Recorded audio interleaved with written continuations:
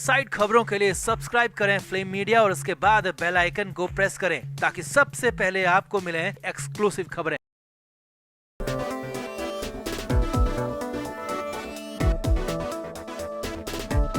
तो एक बार फिर से संजय राउत को कोर्ट से राहत नहीं मिली।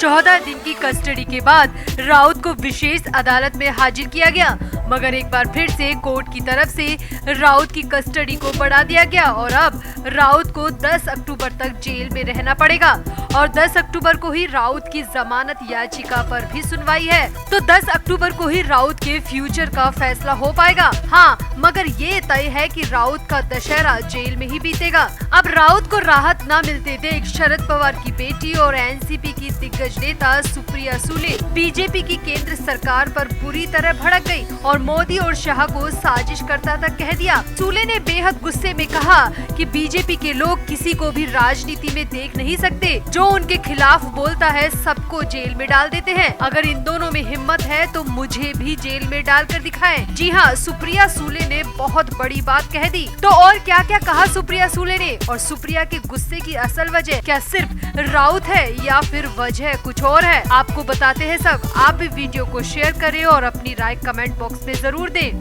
तो आगे बढ़ने से पहले आपको बता दें कि हमारे व्लॉग चैनल नीतू की पलटन का लेटेस्ट व्लॉग रिलीज हो चुका है, जिसका लिंक डिस्क्रिप्शन में है। आप भी जल्दी से व्लॉग देखें, लाइक शेयर और सब्सक्राइब भी करें। तो सुप्रिया सुले से तो आप सभी वाकिफ होंगे। महाराष्ट्र की सियासत में ही नहीं बल्कि देश की राजनीति में भी सुप्रिया बड़ी नेता है। सुप्रिया सुले महाराष्ट्र की जानी मानी राजनेता है। वर्तमान में वो राष्ट्रवादी कांग्रेस पार्टी की नेता और बारामती से सांसद हैं। सुप्रिया सुले बारामती सीट से 2009 से ही सांसद हैं। वो एनसीपी के अध्यक्ष शरद पवार की बेटी हैं। सुप्रिया सुले संसद में अपनी बात बेबाकी से रखती हैं और सोशल मीडिया पर भी काफी एक्टिव रहती हैं। मगर अभी तक सुप्रिया सुले ने एक बार भी संजय राउत की गिरफ्तारी पर कुछ भी नहीं कहा था, किसी तरह का बयान नहीं दिया था। मगर अब पहली बार सुप्रिया ने संजय राउत की गिरफ्तारी ही नहीं बल्कि लगातार राउत की बढ़ रही जेल पर सुप्रिया सुले का गुस्सा फूट पड़ा है। दरअसल बारामती में एक कार्यक्रम के दौरान मंच से सुप्रिया सुले ने अपनी भड़ास केंद्र की बीजेपी सरकार पर निकाली और कहा कि मोदी और शाह मिलकर देश को बर्बाद कर रहे हैं और ये चाहते हैं कि इनके अलावा देश में कोई नेता ही ना बचे। ये विपक्ष को पूरी तरह खत्म कर देना चाहते हैं और तानाशाही करना चाहते हैं। तभी तो जो नेता इन दोनों की गलत नीतियों के खिलाफ आवाज उठाता है उसे उठाकर ये जेल में डाल देते हैं। पहले एनसीपी के नेता नवाब मलिक को जेल में डाला क्योंकि नवाब मलिक ने नारकोटिक्स कंट्रोल ब्यूरो की जांच पर सवाल उठाए थे और अब संजय राउत को जेल में डाल दिया क्योंकि राउत ने हमेशा से मोदी की गलत नीतियों का खुले मुंह से विरोध किया है और मोदी और शाह अपने विरोधियों का मुंह बंद नहीं करा पाते तो उन्हें उठाकर जेल में डाल देते हैं। सुप्रिया ने आगे कहा, हमें कानून पर भरोसा है, न्यायपालिका पर पूरा विश्वास है कि वो एक न एक दिन मलिक और राउत दोनों को ही बेकसूर साबित कर देगी, मगर उस दिन को आने में कितने दिन लगेंगे ये कुछ नहीं कहा जा सकता। सुप्रिया बोली, महाराष्ट्र में अब ओछी राजनीति की शुरुआत हो चुकी है। अब तक तो बीजेपी के नेता देश के अन्य हिस्सों में धोखेबाजी वाली राजनीति कर रहे थे, मगर अब शिवसेना को तोड़कर जो किया है वो मराठी लोगों के साथ अच्छा नहीं किया। वो मराठी लोगों के विश्वास को तोड़ने जैसा है, मराठी लोगों के अपमान के जैसा है, जो हम कभी भी स्वीकार नहीं कर सकते।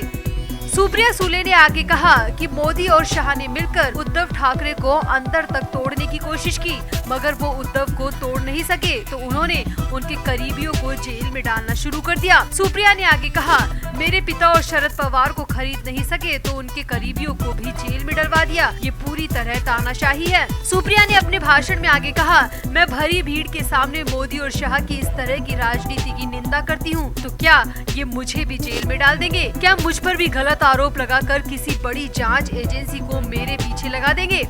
असल में सुप्रिया सुले का गुस्सा इसीलिए बाहर आया क्योंकि महाराष्ट्र में उनकी पार्टी का आंकड़ा लगातार सिकुड़ता जा रहा है। नवाब मलिक और अनिल देशमुख के जेल जाने से जिस तरह शरद पवार अकेले पड़ गए, ठीक उसी तरह संजय राउत के जेल जाने से उद्धव ठाकरे भी बिल्कुल लाचार हो चुके हैं। अब आने वाले चुनाव में अगर शिवसेना और एनसीपी को बढ़त बनानी है तो किसी नेता को तो आगे आना ही पड़ेगा। तो हो सकता है कि इसीलिए सुप्रिया सुले अब ये जिम्मेदारी अपने कंधे पर ले रही हो, वरना 8 महीने से मलिक जेल में बंद है और 2 महीने से ज्यादा वक्त संजय राउत को जेल में हो चुका है, मगर सुप्रिया सुले ने आज तक कुछ नहीं कहा और अचानक सुप्रिया जांच एजेंसियों की जांच के साथ ही मोदी और शाह पर भी सवाल उठाती नजर आ रही हैं।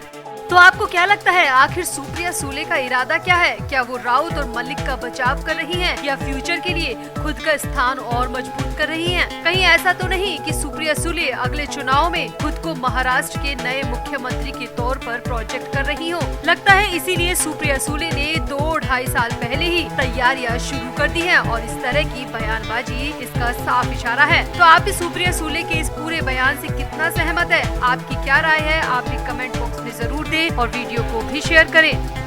तो आगे बढ़ने से पहले आपको बता दें कि हमारे व्लॉग चैनल नीतू की पलटन का लेटेस्ट व्लॉग रिलीज हो चुका है, जिसका लिंक डिस्क्रिप्शन में है। आप भी जल्दी से व्लॉग देखें, लाइक, शेयर और सब्सक्राइब भी करें।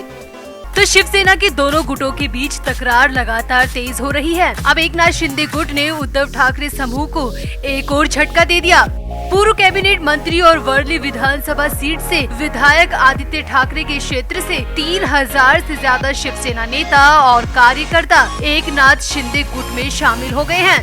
एक तरफ जहां शिवसेना की तरफ से दशहरा रैली की तैयारियां की जा रही थी, जिसके लिए हाईकोर्ट से परमिशन हासिल की गई, वहीं दूसरी तरफ नेताओं के टूटने से ठाकरे गुट को करारा झटका लगा है। समाचार एजेंसी ANI के मुताबिक मुंबई में दशहरा रैली से पहले उद्धव ठाकरे को बड़ा झटका लगा है। मुंबई के वर्ली इलाके से बड़ी संख्या में 3000 से ज्यादा शिवसेना कार्यकर्ता CM एकनाथ शिंदे से मिले और शिंदे गुट में शामिल होने का आधिकारिक ऐलान भी कर दिया।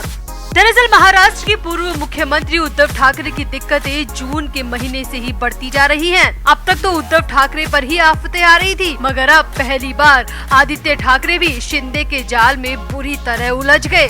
जैसे ही खबर आई कि आदित्य ठाकरे के चुनावी क्षेत्र वर्ली से 3000 से ज्यादा शिव सैनिकों ने मुख्यमंत्री एकनाथ शिंदे का दामन थाम लिया है, वैसे ही मातोश्री में मातम सा पसर गया, क्योंकि आदित्य ठाकरे परिवार के इकलौते ऐसे सदस्य हैं जो कि चुनावी राजनीति में आए। उन्होंने वर्ली विधानसभा सीट से चुनाव लड़ा था और 65,000 से ज्यादा वोटों से रिकॉर्ड तोड़ जीत भी हासिल की थी।